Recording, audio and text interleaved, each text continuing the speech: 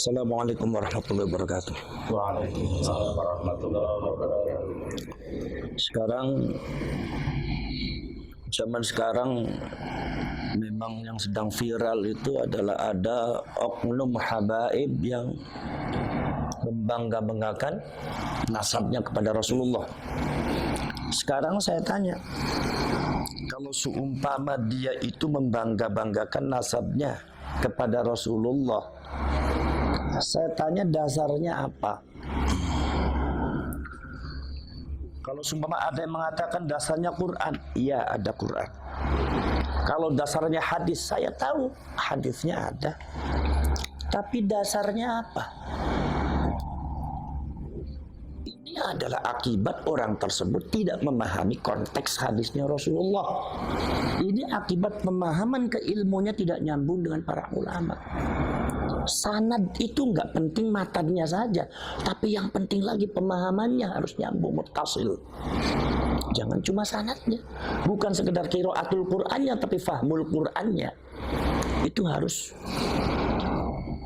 nyambung dengan para ulama, para kiai dan ulama-ulama salaf. Begitu juga kita belajar hadis, bukan sekedar matanya saja sanadnya nyambung, tapi pemahamannya itu juga harus nyambung. Kalau nggak nyambung repot seperti ini akhirnya. Hadisnya Rasulullah tentang masalah Ahlul Bait ada. Oh, saya itu jurusannya hadis loh. Ada. Itu kasusnya sama juga dengan yang kemarin tuh masalah sodakohnya Pak Yusuf Mansur. Ada enggak dalilnya dalam Al-Quran? Ada. Anfiqu mimma razaqakumullah. Ada. Hadisnya ada tidak? Ada. Tetapi saya katakan orang-orang yang membawa Al-Quran dan hadis untuk meminta sodako kepada orang lain, ini orang jahil. Kalau ada oknum habaib atau orang yang mengaku dirinya cucunya Rasulullah, membangga-banggakan nasabnya di depan orang lain, ini orang jahil. Orang yang sanad keilmuannya, pemahaman keilmuannya tidak nyambung dengan ulama-ulama salaf. Jadi nggak seperti itu. Kalau dibilang hadisnya ada. Cuma Anda harus tahu bahwa hadis itu ada tempatnya. Quran itu ada tempatnya. Likulli maqalin maqam. Setiap semua ucapan itu ada tempatnya. Hadis tentang masalah Ahlul Bait itu diucapkan oleh Rasulullah bukan untuk Ahlul Bait, tapi untuk orang-orang lain supaya mencintai Ahlul Bait. Jadi kalau demikian berarti Ahlul Bait, apalagi oknum-oknum habaib yang mengaku dirinya cucunya Rasulullah, itu jangan sekali-kali menggunakan hadis ini di depan orang lain. Karena ini hadis bukan untuk Anda. Ini untuk orang supaya mencintai Ahlul Bait. Contohnya begini. Al-Quran dengan hadis tentang masalah fadilah sodako itu bukan untuk orang yang minta sodako, tetapi untuk orang yang mau memberi sodako. Jadi jangan sekali-kali Anda itu kalau semua membuat proposal atau ingin dapat sodako dari orang lain, itu kemudian dalilnya Al-Quran dan hadis ini. Ini namanya godam orang suruh sodako dengan Al-Quran dan hadis. Inilah orang jahil, orang sesat, orang yang pemahaman dan penalaran keilmuannya tidak mutasil, tidak nyambung dengan para ulama salafus saleh, tidak nyambung. Maka dari itu jangan sampai seperti itu. Jadi jangan sampai ini disalahgunakan orang lain. Mengaku dirinya bahwa saya itu ini kata Rasulullah seperti ini sekarang. Loh, ini hadis bukan untuk Anda. Ini hadis untuk orang supaya mencintai Ahlul Bait. Apalagi nasab daripada Ba'alwi ini lagi dipermasalahkan, ya kan? Masih banyak dipermasalahkan, ya. Nah ini makanya jangan suka seperti itu. Ini bisa-bisa menjatuhkan nilai daripada hadisnya Rasulullah itu sendiri. Nilainya jadi jatuh gara-gara Anda, karena Anda salah menempatkan. Nilai Al-Quran dan hadis tentang sedekah bisa-bisa jatuh gara-gara Anda, karena Anda tidak bisa menempatkan. Akhirnya orang ketika didalili itu nggak mempan. Kenapa? Ya gara-gara Anda itu menyalahgunakan hadis dari Al-Quran dan Al-Quran, menyalahgunakan dalil untuk tujuan yang tidak benar dan ditempatkan pada tempat yang tidak benar. Makanya saya harapkan orang-orang semacam itu ngaji dulu lah. Gak usah banyak bicara Quran dengan hadis tuh. Anda tuh baca Qurannya saja masih belang-belang tuh, nggak pakai tajwid. Baca kitabnya saja udah dengan santri. Saya lebih pintar santri saya. Udah, apalagi nahwu sorof dengan balaghah. Ya. Jangan dibilang nahwu sorof itu nggak penting. Penting. Anda mengatakan tidak penting, tapi ulama mengatakan wan nahwu aula awalan ayyu'lama idzil kalamu dunahu lam yufhama. La yufhama itu lan itu linafil abad. Tanpa nahwu sorof, maka Quran dan hadis tidak mungkin bisa dipahami dengan benar. Mungkin Anda bisa paham, tapi nggak benar. Contohnya, ya seperti tadi, membanggakan nasab dengan hadisnya Rasulullah, meminta sedekah dengan hadisnya Rasulullah dan Al-Quran. Ini gara-gara Anda tidak benar memahaminya. Kenapa? Anda tidak belajar, ilmunya tidak nyambung, pemahaman Quran dan hadisnya tidak nyambung dengan ulama salaf. Inilah perlunya sanad di dalam Nahdlatul Ulama di pesantren itu selalu ada. Bukan sekedar matanya saja, tetapi juga adalah pemahamannya. Jadi jelas nggak benar kalau ada habaib semacam itu penyelewengan makna hadis. Itu bisa disebut bisa penipuan atas nama agama itu. Nggak boleh. Seperti halnya juga oknum-oknum yang meminta sedekah untuk menggunakan Al-Quran hadis. Ini sudah penipuan mengatasnamakan agama. Ini sudah penyelewengan makna dalil ini. Nggak boleh seperti itu. Dosa, wah dosa, jelas dosa. Sangat berdosa sekali. Tapi kalau orang semacam itu yang nggak ngaku dosa, udah biarin aja. Urusan dia dengan Allah, ya orang jahil namanya juga. Orang jahil itu yang nggak tahu kalau dirinya salah juga nggak tahu. Nah itu seperti itu cara. Makanya belajar dulu lah yang benar. Belajar hadis yang benar, nahwu sorof yang benar. Nahwu sorof yang benar. Jangan dibilang, oh itu kan rafa' nasab kan sama aja itu biasa. Jangan Anda bilang biasa. Innallaha bari'um minal musyrikin wa rasulah. Ini harus wa rasulah.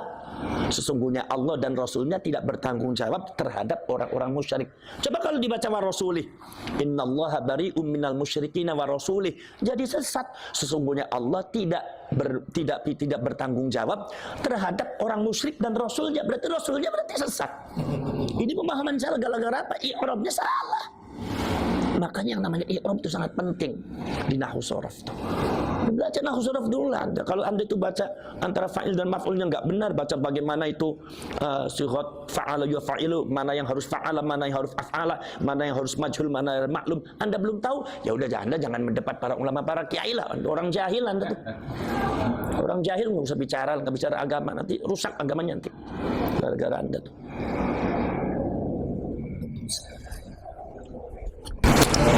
Ini sih Gus, kaitannya tentang katanya ada salah satu oknum ya Habib berkata bahwa satu orang Habib bodoh itu lebih utama ketimbang 70 ulama atau kiai alim. Itu sebetulnya bukan Habib bodoh itu. Kalau ada Habib yang bicara seperti itu, oknum Habib bicara seperti itu salah itu. Oh, iya. Bukan Habib, itu ada kata-kata ulama itu Syarif.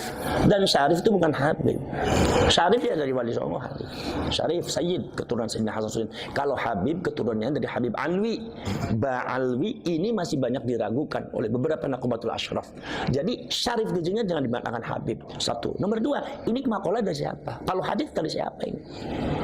Ini perlu dikritisi. Jangan sampai makna makalah, apalagi makalahnya ulama atau hadis dhaif, ternyata maknanya mukhalifun linnas, bertentangan dengan nas Al-Quran, bertentangan dengan nas hadis yang lebih sahih.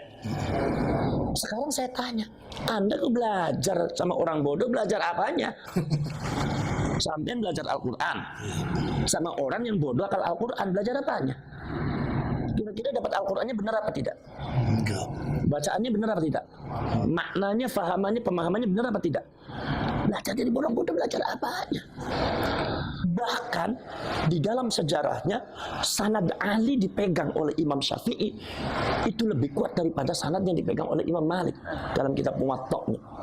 Sehingga timbullah setelah Imam Syafi'i timbul Imam Bukhari yang punya kitab Sahihul Bukhari yang disebut dengan As-Sahihul Kutub Ba'dal Quran.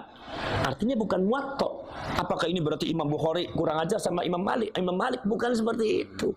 Atau Imam Bukhari kurang ajar sama Imam Syafi'i, atau Imam Syafi'i kurang ajar sama Imam Malik. Oh, Anda jangan seperti itu, bukan itu. Ini adalah kajian ilmiah yang sifatnya peradaban keilmuan. Ya, ilmu harus dinamis, harus maju, harus dinamis. Dan ini di Indonesia saya lihat fenomenanya bagus. Jangan dianggap negatif, ini justru bagus tuh. Dulu perdebatan semacam ini ada di Mesir. Sekarang Mesir mungkin sudah mulai mulai kendor. Sekarang di Indonesia bagus.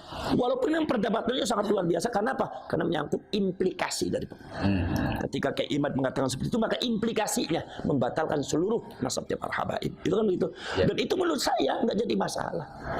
Kalau memang kajian Kiai Imad itu benar, dan saya lihat itu memang benar, ya, dalam bukti-bukti data-datanya itu validitasnya itu bisa dipertanggungjawabkan. Makanya Kiai Imad kenceng. Itu ya kita nggak usah jadi masalah, ya, nggak usah jadi masalah.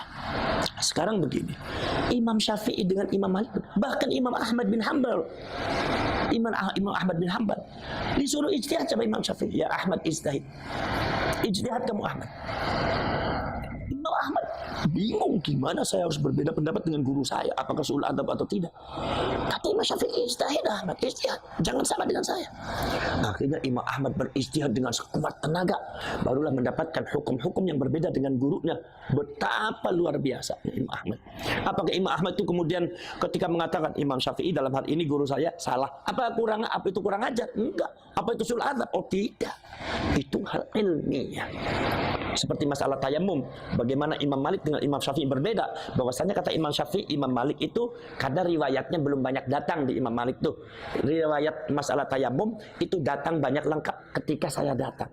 Ketika saya ada, saya mencari data-data tentang masalah tayamum, ternyata seperti ini, berbeda dengan Imam Malik.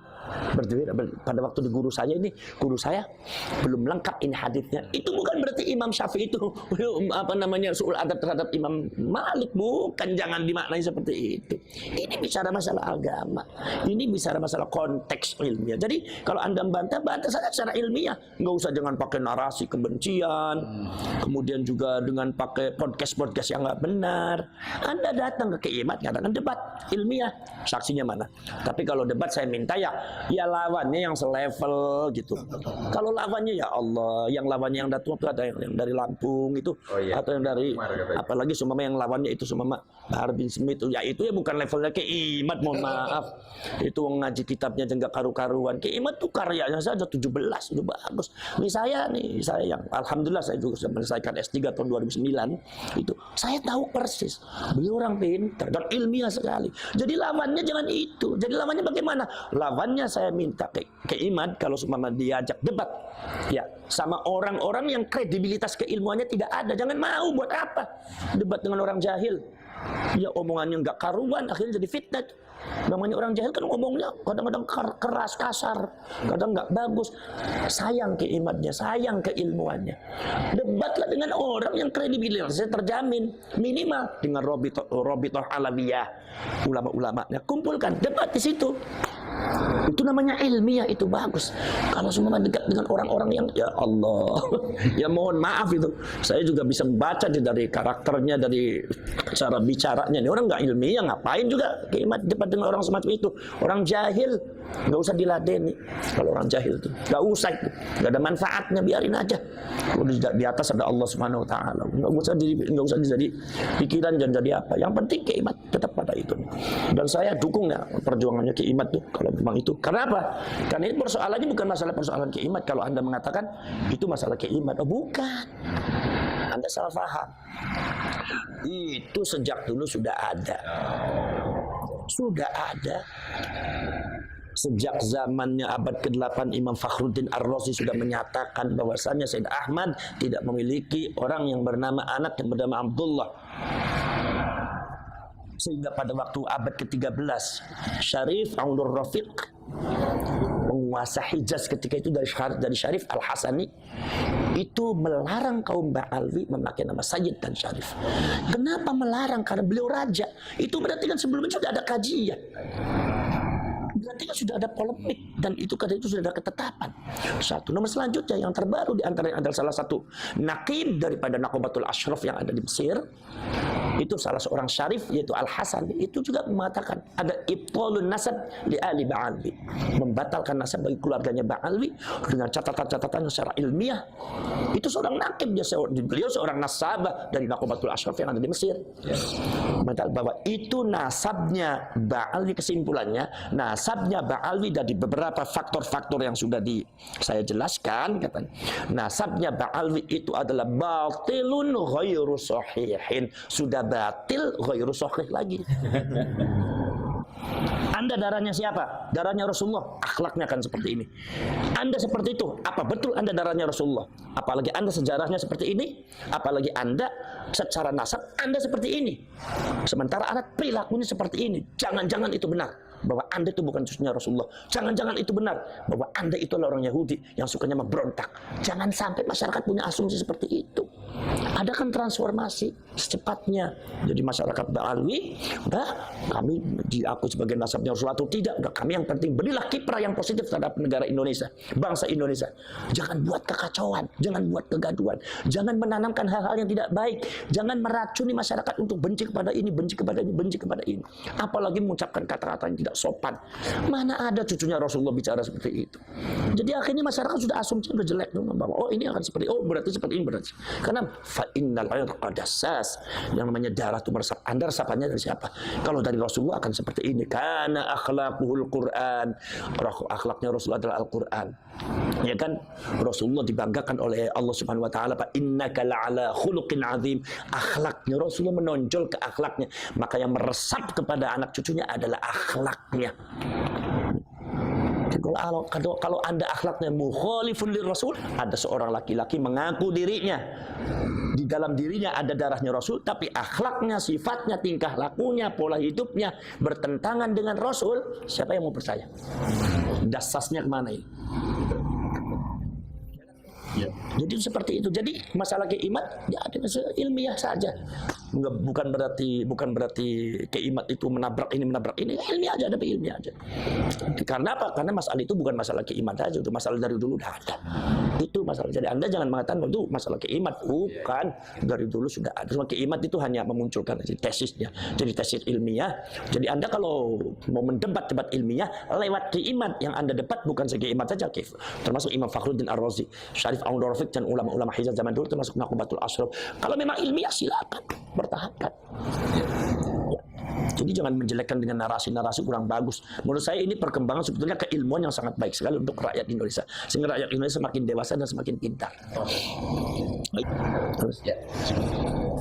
Pendapat itu Gus kaitannya dengan statementnya Nusron Wahid yang katanya yang menyuruh kau tes DNA untuk kaum habaib itu katanya kaum homoni lupus katanya, dan statementnya Buya Yahya itu juga Gus katanya kurang ajar katanya yang nyuruh tes DNA sama para habaib itu Gus.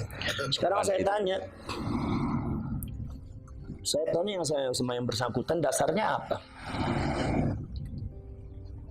Kalau seumpama itu kurang ajar, lebih kurang ajar mana? Untuk mencari kebenaran dan kepastian nasab dengan DNA, atau ada orang yang masih diragukan nasabnya, mengaku dirinya nasabnya kepada Rasulullah tapi berbuat dengan cara yang kasar, menyebut binatang, semata mereka membawa bendera nasabnya Rasulullah. Menurut Anda lebih kurang ajar mana? Kurang ajar itu Gus tadi yang mengaku nasab. Ada orang mengaku dirinya nyambung kepada Rasulullah, tetapi binatang itu semua, meremehkan orang lain, menyebut kiai ulama itu dengan namanya saja, provokasi masyarakat, kata-katanya kasar, tapi mereka mengatakan saya adalah cucunya Rasulullah. Sekarang lebih kurang ajar mana dengan tes DNA? Ketika apa? Satu, kalian di kitab Majmu' aja, syarah Muhadzab. Ketika satu adalah adamul bayyinat li itsbatin nasab atau li ilhaqin nasab. Tidak ada saksi, baik saksi ilmiah atau seumpama saksi orang atau saksi apalah yang menyebabkan bahwa itu ada ketetapan subutun nasab. Tidak ada saksi, maka boleh dengan cara qiyasah, DNA. Kalau sekarang itu DNA. Satu. Nomor dua, ketika ta'arudul bayyinat, ada saksi-saksi tapi bertentangan bertentangan. Yang satu mengatakan iya, yang satu mengatakan tidak. Yang satu mengatakan batal, yang satu mengatakan tetap. Nah ini boleh di situ pakai tes DNA. Itu asal hukumnya boleh. Tapi sekarang karena implikasi daripada pengakuan kaum Ba'alwi mengatakan dirinya sebagai cucunya Rasulullah, bahkan condong memonopoli, bahwa seolah-olah kalau dari golongan bukan dari golongan dia bukan cucunya Rasul, ya kan? Sehingga ada habaib yang kadang-kadang jahil mengatakan bahwasanya kalau nggak ada di catatan Rabithah Alawiyahnya berarti bukan Habib, berarti Habib palsu. Ini jahil nih. Ada seperti itu tuh ada, ya kan? Itu artinya apa? Artinya ada sebenarnya monopoli namanya, berarti kan ada di kalangan mereka itu ada satu asumsi yang memonopoli bahwa seolah-olah keturunannya Rasulullah hanya dari golongan dia. Nah ini jangan sampai terjadi seperti itu. Jangan sampai terjadi seperti itu. Maka di sini harus boleh kalau terjadi saksi-saksinya itu terjadi perbedaan pendapat. Boleh inda ta'arudul bayyinat, maka boleh qiyafah. Boleh dengan cara tes DNA. Itu boleh. Lah cuma sekarang karena implikasinya itu sangat besar karena menyangkut fitnah umat. Kita di mana ketika monopoli kaum Ba'alwi cucunya Rasulullah, ada beberapa oknum yang seperti itu, enggak semuanya. Oknum yang seperti itu sehingga masyarakatnya banyak yang terbawa dengan akhlak-akhlak yang tidak terpuji. Ya kita lihat aja ada beberapa kadang-kadang memanggil nama kiai, memanggil nama Buya Said Agil, kadang-kadang cuma si Said. Kemudian Kiai Ma'ruf Amin dipanggilnya si Ma'ruf. Itu kan jelas ini adalah ajaran-ajaran mereka. Karena ada oknum Ba'alwi mengatakan bahwasanya kalau manggil dia, kalau manggil selain kita jangan panggil kehormatannya, panggilan kehormatannya, panggil namanya aja, kalau enggak namanya panggil si. Kita buat fitnah yang diterima oleh masyarakat. Ya Allah, ini termasuk dari oknum Ba'alwi itu. Sehingga kita sendiri bingung kok kenapa orang yang mengaku dirinya Rasulullah. Wasilah ini kemudian sangat penting menentukan daripada maksud. Tanpa wasilah ini, maksud ini, maka tidak akan bisa dicapai. Bagaimana mungkin kita akan bisa menghormati Rasulullah, keturunannya Rasulullah, kalau kita tidak tahu kalau itu keturunannya Rasulullah, kalau kita masih meragukan, ya kan? Maka dari itu di sini kan akhirnya apa yang disebut dengan usul fikih adalah al-wasail fi hukmil maqasid. Akhirnya wasilah dihukumi sama dengan maksud. Ketika maksud menghormati zuriyahnya Rasul itu wajib, maka wasilah untuk mendapatkan itsbatun nasab li zuriyatir Rasul itu juga hukumnya wajib. Jadi apa yang disebut oleh usul fikih yaitu adalah al-wasail fi hukmil maqasid. Wasilah bisa jadi akhirnya hukumnya sama dengan dimaksud. Dengan apa? Dengan tujuan. Jadi ketika kita itu wajib menghormati zuriyahnya Rasul, tapi kita tidak tahu, bagaimana mungkin kita bisa menghormati zuriyahnya Rasul kalau kita tidak yakin kalau itu zuriyahnya Rasul? Kalau kita tidak tahu bahwa itu zuriyahnya Rasul, maka kita ketika menghormati zuriyahnya Rasul itu hukumnya wajib. Maka wasilah untuk mendapatkan itsbatun nasab li zurriyatir Rasul juga hukumnya wajib. Akhirnya DNA itu juga akhirnya bisa jadi wajib untuk dalam rangka daf'ul fitnah, yaitu menolak fitnah, daf'ud darar, menolak bahaya. Ini kenapa? Karena ini dalam satu bingkai, satu pembahasan sejak zaman dahulu itu sudah banyak syak, keraguan, dan asyakku yuzalu. Keraguan itu harus dibuang. Jadi biarkan saja Kiai Imad mengkaji ilmiahnya, dan itu perkembangannya terus dipantau saja. Nanti debat ilmiah bukan debat ilmiah, atau seumpama kalau semua tidak terjadi debat ilmiah, seumpama ya tentang perkembangannya terus. Jangan buat narasi-narasi yang enggak benar, atau jangan hanya menghadang Kiai Imad dengan podcastnya. Apalagi podcastnya itu ada yang cabutan di sini, ada yang disimpan, ada yang ditampil. Wah itu kan udah nggak fair. Kayak begitu kan, itu yang disebut provokasi.